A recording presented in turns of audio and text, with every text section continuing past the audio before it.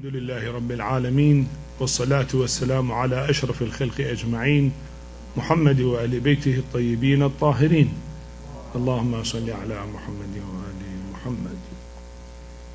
Subject of fiqh, and I think we have reached the issue 112 about alcoholic liquor.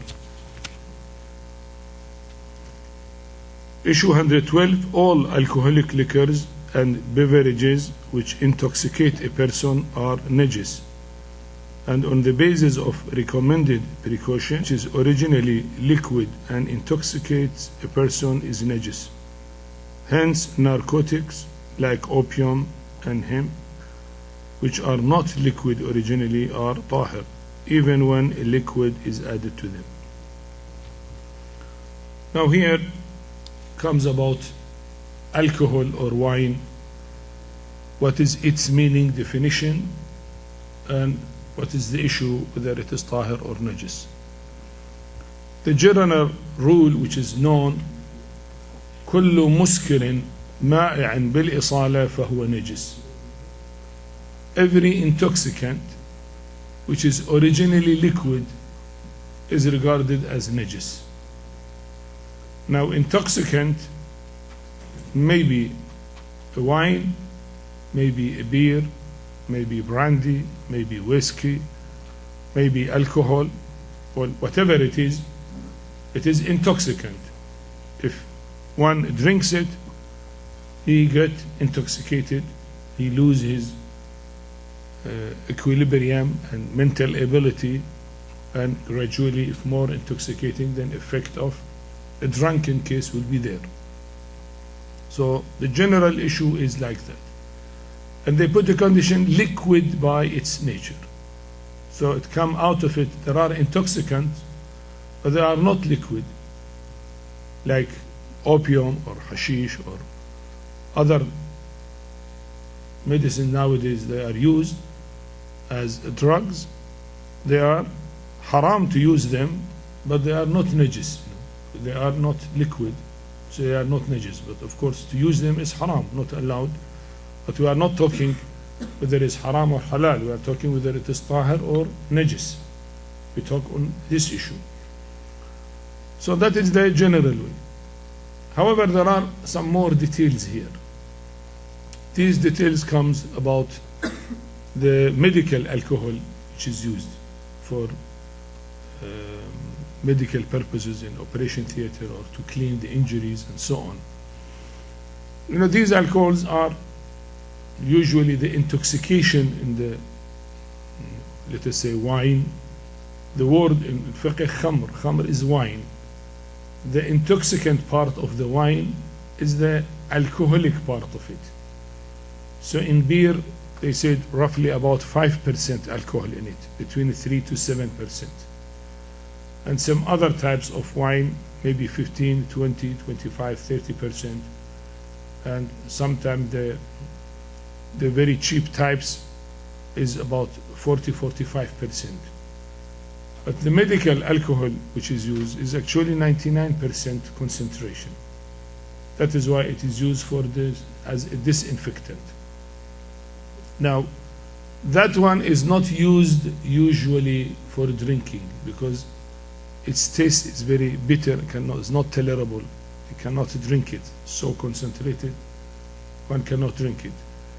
Some who want to get cheap alcohol and to buy them is costly, so they use the medical alcohol and add water to it to reduce it.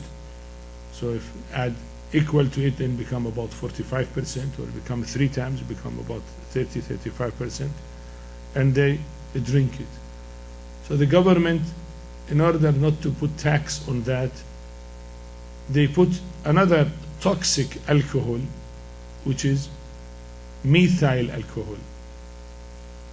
Alcohol is a medical term used for about 50 types of ingredients. 2 of them only are liquid. The rest of the alcohols are not liquid. Ethyl and methyl are 2 alcohols that are liquid. Then propyl and benzyl and isobenzyl and other types all are not liquid. So these are only two. The alcohol which has effect to drunk the person is the ethyl one. Methyl will lead to intoxication, but the problem with it, it is poisonous to the body and especially to the optic nerve of the eye. And if it is used, one will get blind, will intoxicate the nerve of the eye, optic nerve, and then one will get blind. So that is why methyl alcohol cannot be used for drinking, because it is intoxicant. It's very intoxicant. Now on wine, the government is putting a lot of taxes. That is 80% of its cost is tax for the government, so that it will be costly, the people should not use it. While for medical alcohol, the government wanted to be cheap because it is for medical purpose, like medicine. There is no much taxes on it. And because the people may misuse that and reduce it with water, so the government denatured it by putting another type of alcohol, which is methyl alcohol, and that is toxic, and then it is not suitable for drinking. Or if somebody by mistake drink it, then he will get blind. And if he drink too much, then he might die, because that is intoxicant for all the body. So that is, in short, about chemistry of alcohol. Now the question comes, when Sharia says every wine, the term in khamr, what does wine means? Here fuqaha, the ulama, have many views. One of them, the first view that we already mentioned, that wine means khamr, which is used in Sharia, means any intoxicant liquid. So any liquid, whatever you call it whiskey, you call it brandy, you call it beer, you call it alcohol, whatever you call, if it is intoxicant and if it is liquid in its nature, then it is the same what Sharia is talking about, and that is najis. Okay, that is one view. The second view is the view of late Ayatullah Sayyid Abu al-Qasim al-Khoi. He said, no, Sharia is looking for the wine which is used for drinking, because that is what we call wine. Not every liquid intoxicant. So if there is a liquid intoxicant but not used usually for drinking, that is not called wine. So in that case, the medical alcohol is regarded as tahir, because that is not used for drinking. Actually, it is not suitable for drinking, unless water is added to it, otherwise by itself is not suitable for drinking. So he said that is not what Shariat means as wine, and it is tahir. Of course, haram to drink it because it is intoxicant, but if you put it on your body, it's tahir. Or if it is there in the eau de cologne, for example, in perfume, then it is tahir, because it is not khamr, the wine which is used, the term used by Sharia. So this is the second view. There is a third view. He said, in Shariat, what is called as wine is the fermentation of the grape, and some add maybe the date also, but usually the grape. So it is asirul inab. If it ferment, become khamr. That is the usual one. Now if something else then is not regarded as wine, and is in that case is not najis, haram to use it, yes, because it is intoxicant. Any intoxicant, whether liquid or solid, is haram to use it, but it's not najis. The question of najasat. There are very rare views. He said that wine is not najis, but is haram to use it. It's because Shariat want the people not to touch it, not to be near it to it. So in traditions they say it is qadar, it is dirty, it is not good, they mean, but that is very rare view among the fuqaha. The common view, let us make it short, the common view are usually two. Some say that every liquid intoxicant is najis. In that case, alcohol if it is liquid type of alcohol. I say liquid type because in some of the eau de cologne, they do not use the liquid alcohol. They use the solid type of alcohol. And if they use solid type, then it is not najis. But if they use the liquid type of alcohol, ethyl alcohol, then it is najis. In the medicine, if they use ethyl alcohol, which is usually, then, well, according to this group of fuqaha, it is najis because there is alcohol in it. In another group of fuqaha, they said, no, what is meant is only alcohol which is used for drinking, and the one which is come by fermentation, because the medical type of alcohol is not coming through the usual way of fermentation. It's taken from the wood by a special chemical way, so the chemical type of product, not taken by fermentation of, let us say, grape or date or some other sugars, or malt or other thing. No, not like that. So it's because it is not this one, so Shariat is not looking to it, and it is not the usual one for drinking. So these are the two main groups. Now here we read it again. According to Ayatullah Al-Sistani, say all alcoholic liquors and beverages which intoxicate a person are najis, and on the basis of recommended precaution, everything which is originally liquid and intoxicates a person is najis.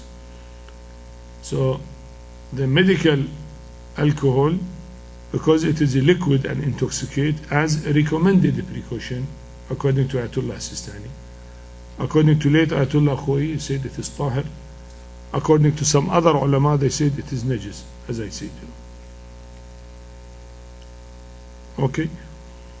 Now we come to issue 113. All kinds of industrial alcohol used for painting doors, windows, tables, chairs, etc. are tahir.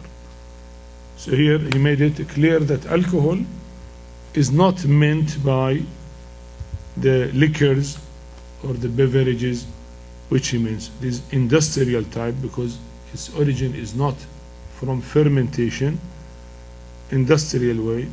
So they are, because these are the one which is used for painting, the varnish they use in painting, they use alcohol, and so on. Then according to Ayatullah Sistani, he said they are tahir. Well, as I said, maybe other maraji, they might say that it is najis also. Issue 114. If grapes or grape juice ferments by itself or on being cooked, they are tahir, but it is haram to eat or drink them.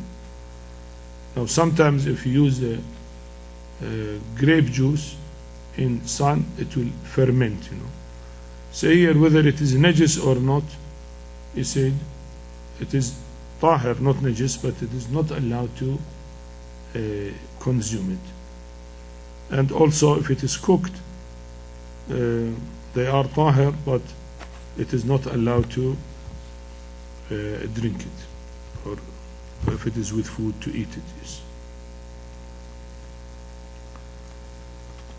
Issue 115. If dates, currants, and raisins and their juice ferment, they are tahir, and it is halal to eat them.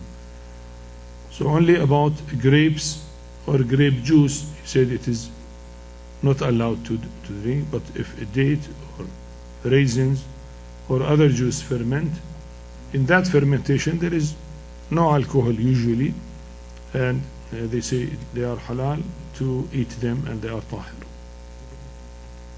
Okay, we come to a new subject, and that is beer or fuqa in issue 116. Beer which is prepared from barley and is called abajo or ma'u sha'ir is haram, but there is ishkal in its being najis. But barley water which is medically prepared and is called ma'u sha'ir is طاهر.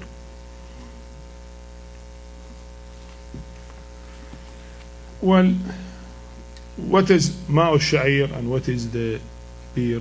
You know, barley, if it ferment, it becomes the beer which is used for drinking. And as he said, it has 3 to 7% concentration of alcohol. There is little alcohol. That is why one glass of beer may not intoxicate the person, but if you take 2 or 3 glasses, you get intoxication. So it is a weak type of intoxicant. It is intoxicant, but it is a weak type. That is why maybe one glass will not intoxicate, but 2 or 3 glasses will have its effect. Now, that of course, because it is intoxicant, to use it is haram, no doubt about it. But is that the same which is called ma'u sha'ir, or they use beer without alcohol? You say beer without alcohol is supposed to be different. It is, I mean, the water of barley, or the barley juice, let us say. What is that barley juice? Or barley juice is a juice used by the doctors, especially the centuries before, because there was no vitamins. For vitamin B complex, they put the barley in water and leave it for some time. The vitamin B complex from the skin of the barley will be mixed with the water, and then that water will be a water of multivitamins or B complex type of vitamins. So that is used by the doctors. Here he wants to say that fuqa or beer is not the same like barley juice. That is a medical thing and has no alcohol in it and is not fermenting. But here, for making beer that is fermented and there is alcohol in it, and then its rules and regulations are different. So he said, well, better to be avoided, because he said there is ishkal in being najis. Ishkal here means that obligatory precaution, and we have to avoid it, or we may do taqlid of some other marja on this issue. So it is najis, but because it is intoxicant, so its drinking is haram. And he wants to say that ma'u sha'ir, let us say barley juice, is not the same like beer, which is used as intoxicant. This is common question. The people ask that there is in the market some syrups they call beer without alcohol, or they call ma'u sha'ir. So he said, can we use it or not? Well, the answer is, I don't know. If it has alcohol in it, like beer, 3, 4, 5, 6%, then it is beer. If there is no alcohol in it, and it is only like juice, special type of juice they make it, and because it has some vitamins useful for health, then if there is no alcohol, it is okay and allowed to use it. But some say there is, maybe in laboratory you can find 0.5% alcohol in it, due to some fermentation which might happen in normal temperature. But the answer in Sharia, that 0.5% is called, as we said, mustahlak, consumed. And that amount which is too little, which is regarded as nil and consumed, will not make it najis. Because apparently it is not intoxicant. And that amount is a consumed amount. Okay, we come to number 10 of the najasat. Sweat of an animal who persistently eats najasat. Issue 117, the perspiration of a camel which eats najasat, and the perspiration of every animal which is habituated to eat najasat is najis. Now it depends on food given to the animals. In Islam we need even food which is given to the animal to be tahir food and not najis food. So if now they make a special food for animals and they put blood in it, or they put the intestine of other animals in it, and naturally that blood and intestine are najis, and animals are eating that food only, then those animals called here al-jallala, and their meat is haram to eat, and their sweat is also najis. Sweat of their body is najis.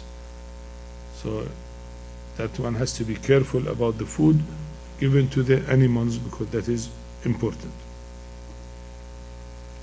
Issue 18, the perspiration of a person who enters the state of janabat by haram act is tahir, but on the basis of recommended precaution, a prayer should not be offered with the sweat. Similarly, sexual intercourse with the wife in her menses knowingly will be considered as janabat by haram act. This issue is about the araq al-junub min al-haram, the sweat of somebody who become in a state of janabat, but from haram way. Let's say use masturbation, or God forbid adultery. So now his perspiration, according to some, is regarded as najis, and his cloth, underwear, all will be najis by his perspiration. According to Ayatullah Al-Sistani, he said no, his perspiration is not najis, but as recommended precaution, he should not offer a prayer with those dress. I mean, actually here it is said there are three views. One view, his perspiration is najis, and naturally he cannot offer a prayer with the dress which is after perspiration, because become najis. The second view, his perspiration is tahir, but is not allowed to offer a prayer with that dress.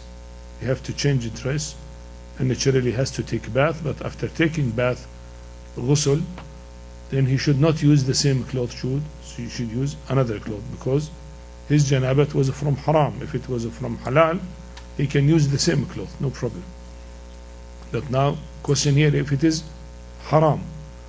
The third view, according to Ayatullah Al-Sistani, he said his perspiration is tahir, and even you can pray with that dress, but as a recommended precaution, you should not pray with it, not as an obligatory precaution. So these are different views. If you read the views of other ulama to say is najis, you should not be astonished, because there are many views here.